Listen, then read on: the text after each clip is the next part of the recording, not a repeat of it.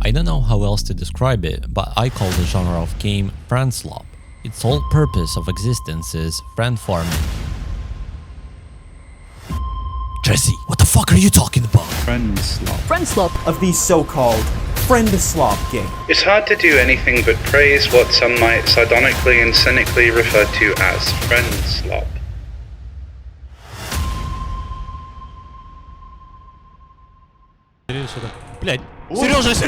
Today we will break down the most controversial term in gaming in recent years, friendslop.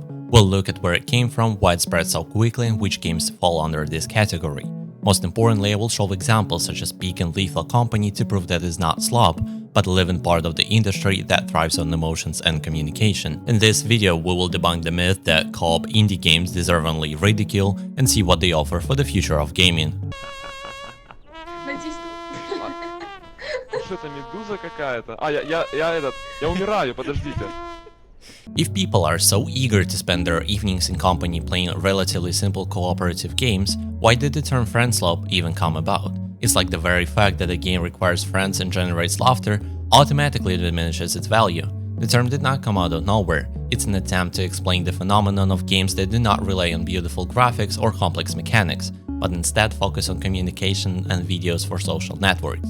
But even from the sound of it, you can tell that it's a label with a negative connotation.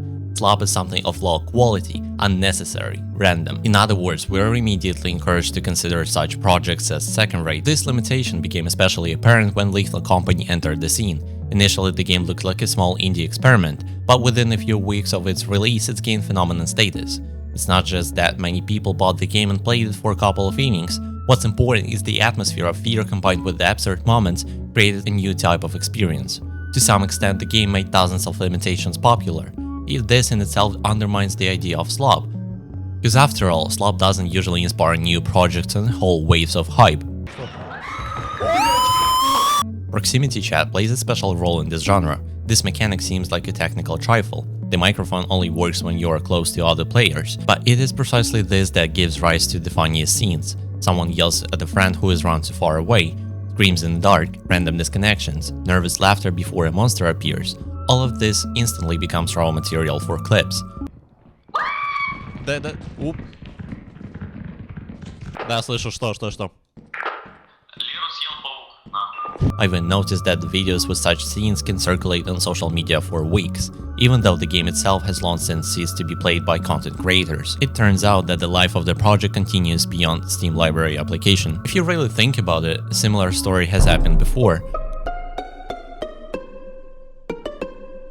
Among Us showed at the time that social dynamics are more important than graphics or even balance. People didn't play it for the space minigames, they were drawn to the suspicion, lies and laughter in the voice chat. It was simplicity that gave those who rarely play games a chance to get involved. And although the project seemed like a one-off phenomena, now we can see a direct line to Lethal Company and its followers. Саша, повернись направо. Что там? Я не вижу нихуя. So should we call these games a slop for friends? If we only look at the budget, we can be as ironic as we want. But if we take into the account the emotions and the amount of content created, as well as the cultural impact, the picture changes. Then it becomes clear that the word friendslop reflects not the essence of the genre itself, but the skepticism of viewers who see the only noise and hype from the outside. In reality, we are talking about a new way of spending time together that continues to evolve. And to understand this better, it is useful to look at specific examples that have broken through and proven the opposite. So why did one game become a cult classic and continue to thrive for months? О, блядь. Ребята.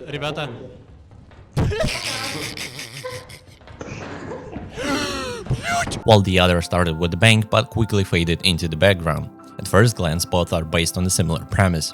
A group of friends enters an unusual world, encounters absurd or terrifying situations, and gains memories they want to share with others. But the results turned out to be different, and this says a lot about the genre itself. Lethal Company emphasizes a combination of fear and laughter. This combination works almost flawlessly. Ребят, я что-то слышу. The tension keeps you engaged, and the absurd mistakes and panic turn into jokes that will stay with you for a long time. The game can be compared to a horror party, where no one knows how the evening will end, but everyone gets their own story. Я тут забайтил. Все, пойдем. Сережа? Сережа? Сережа? Что?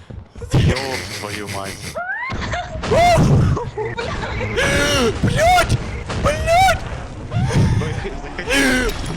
A frightened enemy in the dark further highlights random comical details such as screams in voice chat or a teammate falling down. It's these contrasts that make the game convenient for streamers and clips, and thus trigger a chain reaction of popularity.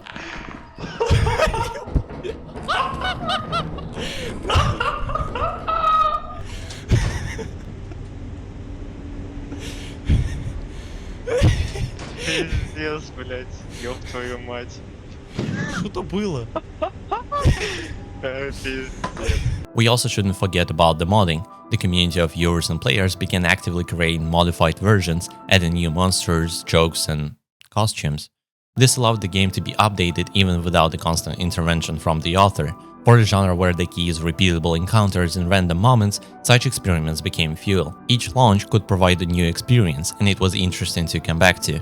As a result, the project not only survived but established itself as a cultural point around which an entire ecosystem gradually grew. Now let's look at the content warning.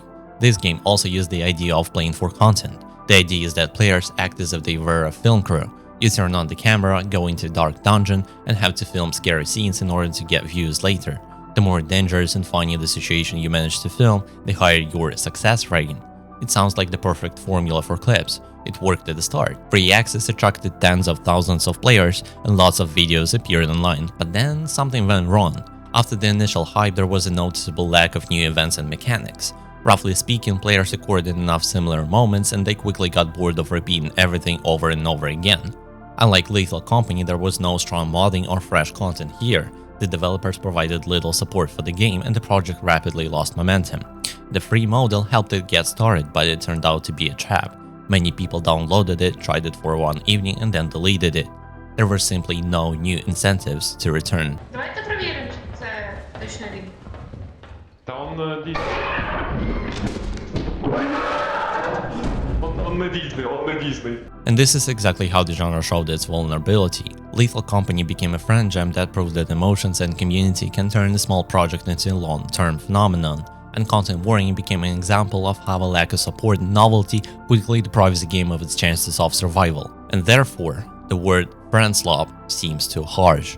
It does not take into the account difference in approaches, the depth of mechanics, and the role of support. This means that to better understand the potential of these games, it is worth looking at another example where simplicity has brought completely new results. Блять. Нет! 2 million copies in just 9 days, a figure that breaks the usual perception of what games can become hits.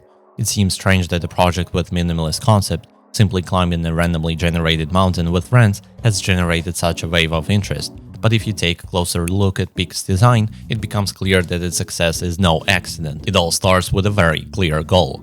Climb as high as possible and try not to fall. There are no unnecessary subsystems or complicated rules that would hinder new players from joining. You simply move upward, choose a route, and try to overcome obstacles together with your friends. At the same time, the game does not turn into a plain jumping game. The well-thought-out route generation is designed to constantly throw new challenges at you.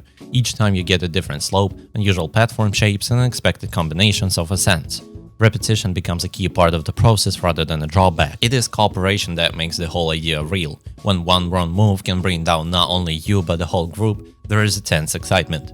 At the same time, another emotion kicks in: laughter at ridiculous falls, screams in voice chat, and the inevitable stories that are immediately posted on social media. Как там у тебя дела? Да пиздато, как видишь. Здоровья много, стамины до хера. Пизда. Блять, вот это вот еще... А можно... The meme Bin Bong became a symbol of this game precisely because it easily gives rise to short, absurd, but incredibly contagious moments. Here again, the proximity chat comes into play. Hearing the voice of the friend who is stuck down below and continues to shout, while the rest climb higher, creates an atmosphere that no cutscenes or scripted events can replace. О боже, этого не может быть. О май.